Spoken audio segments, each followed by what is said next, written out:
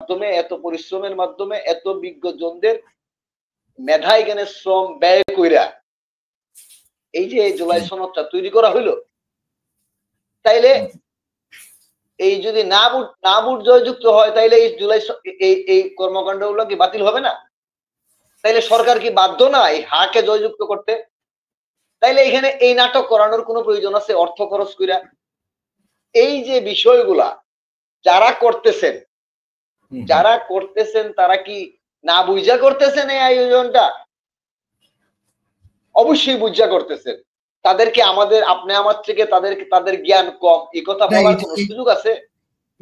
এটা কি কোনোভাবে এই নির্বাচন বানচালের একটা প্রক্রিয়া বা একটা মাধ্যম হিসেবে সামনে আসছে নাকি? না না, এখন কথাটা হইলো কি, এখানে তো কোন দল এটা বলতেছে এটা দরকার নাই, কোন বলতেছে এটা দরকার আছে। আমি মনে করি এটারে হানা ভোটের কোনো প্রয়োজন নাই। এটা কমপ্লিটলি সনদটা এখানে সব দল সর্বসম্মত করবে এবং যতটুকু জনগণের প্রয়োজন সেই বিষয়গুলা যদি সন্নিবেশিত করা হয়, তাহলে সব দল এটাকে না মানার তো কোনো সুযোগ আমি দেখি না। আর যদি জনগণের বিপক্ষে হয়,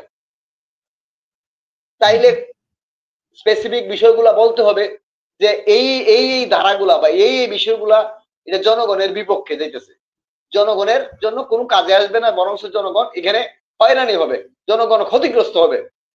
এই টপিকস গুলা আলোচনায় টেবিলে আনো। যারা আলোচনায় যাইতেছেন, আমরা তো এখানে যাইতে পারতেছি না, আমাদের তো যাওয়ার এখানে সুযোগ নাই। যারা যাইতেছেন দলের চিফরা, তারা ওইখানে গিয়ে কি কথা বলতেছেন নাকি জি হুজুর বইলা আমাদের অ্যাডভাইজার সাহেব যা বলতেছেন, ওনারা এখানে কি কোনো ধরনের পাল্টা যুক্তি প্রদর্শন করার সুযোগ পাইতেছেন নাকি জিসার বইলা চলে আসতেছেন?